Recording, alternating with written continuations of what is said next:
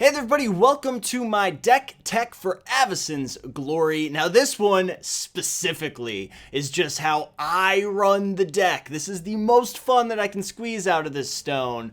It's pretty much just a steamroller. It's not going to lose very often. This is how I get the most enjoyment out of it. There are other builds, to be sure, but this is mine, and I enjoy it quite a bit. Hopefully you guys do as well, but this is of course the way I run the deck, so it is open to interpretation. You are more than welcome to let me know what you think of this build and how you would change it down in the comments. And for sure, I mean, if there's a good community build that I like better than mine, it could definitely see play in the future, so always be aware of that. First off though, let's talk about what we've got downstairs. We're going to start with Mikey the Lunark. He's a little bit different than Mikey from the black deck from Zombies. Yeah, this guy gets around though in the mythology. He's got a lot to do. But anyway, he's a pretty good guy. He's going to get your +1/+1 counters. He's going to die a lot. He's just going to eat bullets all day. But he's also just a 1-drop, 2-drop a lot of the times. He eats removal, but he's fine. He can come out early games, what I'm trying to say, and kind of draw some of the heat off champions and stuff like that. This deck cannot really deal with board wipes, so that's something to bear in mind. You need to kind of grip up a couple of dudes, but even then, late game, you're not going to have much to do. That being said, something that's going to help us beat our opponents before they can get to like 5 lands, 6 lands, when a lot of those, well, 4 lands, but a lot of those types of removal spells come out, the mass removal, is going to be the 4 copies of Champion of the Parish that we have. This guy's a home run hitter. He gets the +1/+1 counters. We got a lot of humans. We got some other stuff in here too. Some angels hanging out with the humans. That's usually how white does things. But, look, a couple spirits.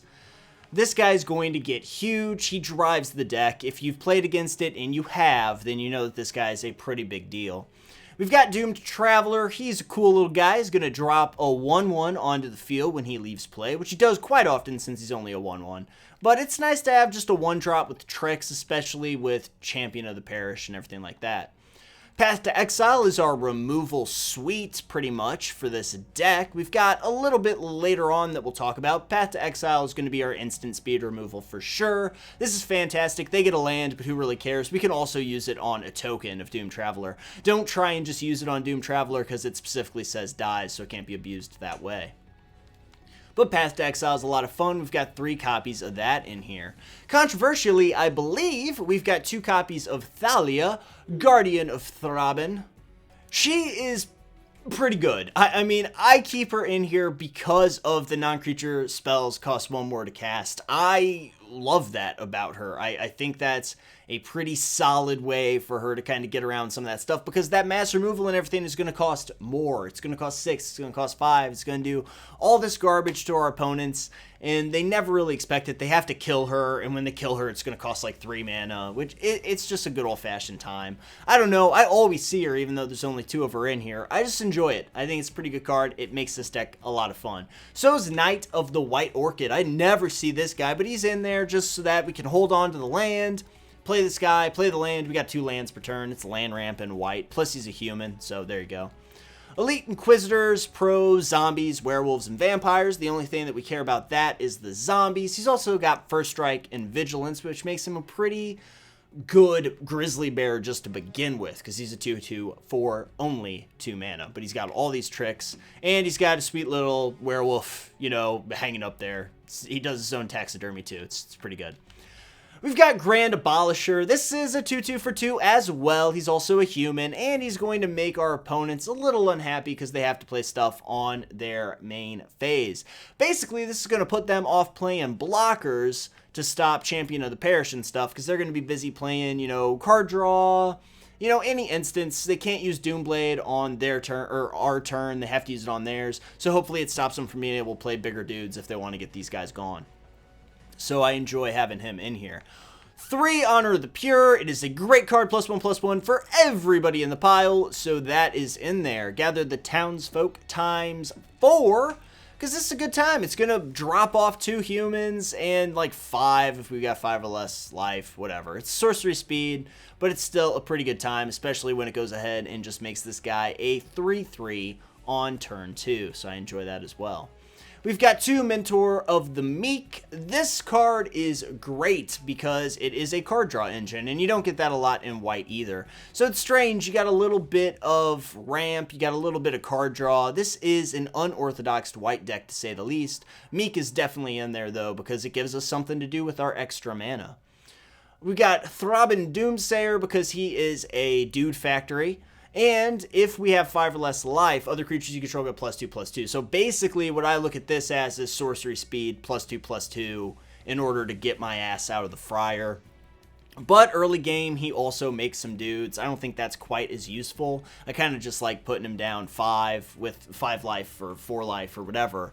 Then we're able to just have a big swing and just wipe our opponents out of nowhere. So I enjoy that.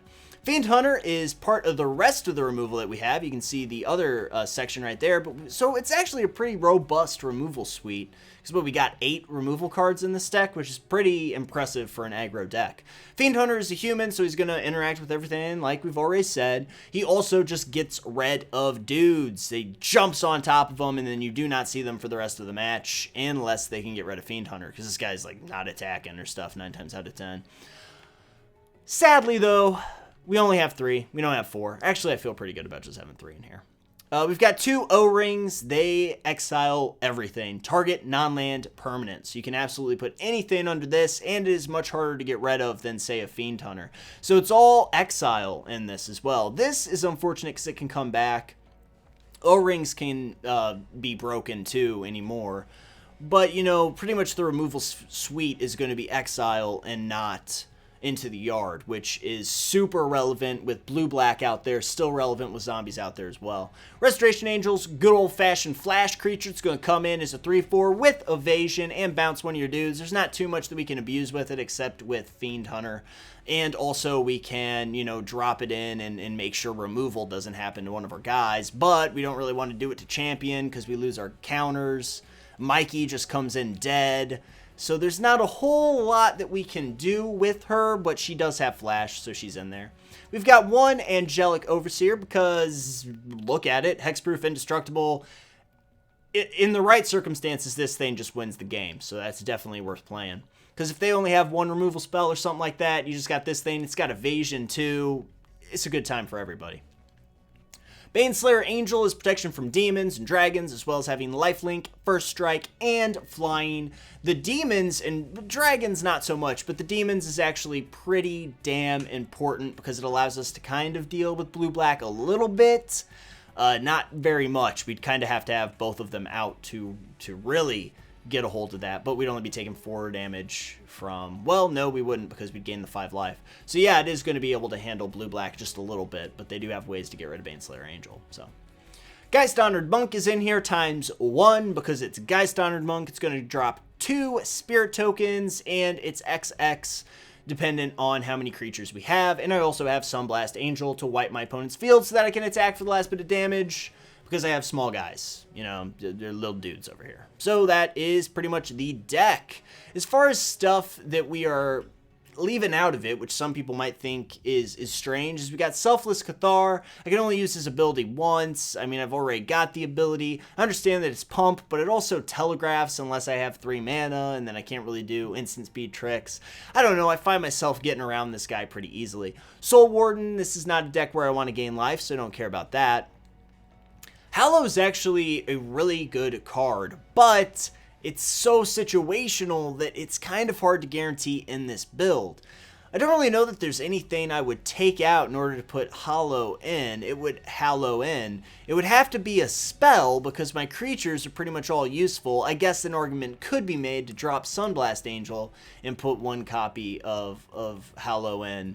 But there, I just think that situationally, if we're looking at 2 cards that only work against certain decks, Sunblast Angel is where I want to be. I don't know that I'd get rid of any of my other spells since they almost all pump my guys up, and I don't really want to get rid of guys since that's what the deck tries to do. But it's still a pretty good card. I've seen some tricks played against me that made me a little bit jealous that it's not in my build, but still, it's upstairs. This thing has Vigilance. It's a 2/1 though. I've got too many 2/2s that do better things for 2 than just this guy who won't tap down. Whenever another creature you control dies, you get to put a +1/+1 counter on Unruly Mob. I don't really need this thing. Like I said, I mean, there are arguments you can make for any of these cards. This is just how I run the build. One thing that doesn't really hold water with me is Bonds of Faith. Enchanted creatures +2/+2, or it can't attack or block. It's pretty good. It's a removal spell, but we've already got such a good removal suite. I don't really know that we need that in there. Otherwise, it's just going to be a 2-for-1. So we're going to go ahead and leave that upstairs. This is all garbage where he untaps, but he's a 2/3 for 3, so who cares? Elder Cathar dies and gives a bunch of people counters, or just one person a bunch of counters, or just one counter. And he's all grizz. Man, his face is jacked. But yeah, he's a guy. He's upstairs. Why? The 3-drop, 2/2. They have to kill him. I don't know, because that guy comes in, Faithful Hour, and I win the match. That has happened once. I will say that it doesn't happen all the time, but it has happened once, so I don't know. Elder Cathar's out. This thing pumps beside a lot. I don't know. He's out too. This is a different... Before you guys bash this build too hard, I would implore you to watch a couple of the matches that we're going to be playing with it, and a couple of the matches that we've played before. This is actually the exact same build that I was playtesting earlier on in late January. So, I don't know. Golden Knight Commander. It's upstairs. He's good, but it's only once. It's like one use. I mean, it's every single creature you drop. You have a lot of cheap creatures that can kind of get some value out of these champions. So that's a good card. Argument could be made for that too. Don't really like Inquisitor. Just put a 1/1 flying dude. He's got lifelink. He costs 4 though. Screw that. Lifelink flying, but it's only a 2/4. The evasion's nice, but I don't really need it. No. Just nope. No. Never. I just need 1 copy of that thing. 1 copy of Geist Honored. Why not? 3 Wishes is great and free. Does anybody play Sealed still anymore? Anyone? 3 Wishes was good in that, but not really here. This is increasing devotion. It beat me once, which was one of the saddest moments of my life. It was terrible. The guy, I think, if you haven't seen it, then basically what he did is he played some dudes. He like played all 3 Path to Exiles on himself, and then he just increasing devotion and then flashed it back. Yeah. That's not in my build, though, because it costs a shit ton. It's not actually good, and it should have never done that. Hallowed Burial, I don't even know what the hell does this do. Put all creatures on bottom of the owner's library. Oh, God. That's, you can get rid of everybody. That's mass removal. 5 mana, though, so I don't know. Everybody should be dead by then. It's good for zombies, though. That's definitely, I mean, back in the day when zombies were everywhere, that might have been sideboard material, if that was allowed in this game. Requiem Angel, 1/1 White Spirit. I just don't care about any of this garbage, to be honest with you. Dearly Departed, it's all going to be weird counter stuff and too much mana. I mean, that's where we're at right now. I originally ran 23 lands in this. Some people run like 21 or 22, which I think is just psychotic, to be honest with you. I think that's super dangerous, especially the way this thing algorithms still I don't really trust. This thing just costs too much. I don't think it's really fun, per se, either. Twilight Shepherd, I don't really have a way to get to it. It's an aggro deck. I'm supposed to win by like turn 5. You know, that's why I have 1 failsafe at 6, but even then. This thing does all sorts of stuff. Return to your hand all cards in your graveyard that are put from battlefield this turn. It's also got Persist, which is pretty nice. The art is awesome, too. I wish that was animated. That's pretty good. Provinces, just 1. This is garbage. Whoa, that's bad. That's out. Martyr's Bond is good, but it's 6 mana, and hopefully I have 1 by then. I mean, the same thing with all these. They're just a little too expensive at this point. So there you have it, you guys. Avacyn is not even in this deck, because we're heralding her glory. It's not about Avacyn. It's about her glory, you guys. Thanks a lot for watching this. We are going to be playing this week a little bit. I don't know how many games we're going to get in on it. It's a pretty cut and dry deck. There's a lot of tricks and things that you can do, but there's nothing too new to show you, but it is a little bit of a different build, so please let me know what you think about it down in the comments, like I said at the start of this video. Don't forget that we have that contest that's going to be going on at the end of the month over on the Technivolver channel, so be sure to subscribe to that channel as well by following the link down in this video's description. But even if you don't do that, I want to thank you for watching this particular episode. So thank you so much, and I will see you all tomorrow.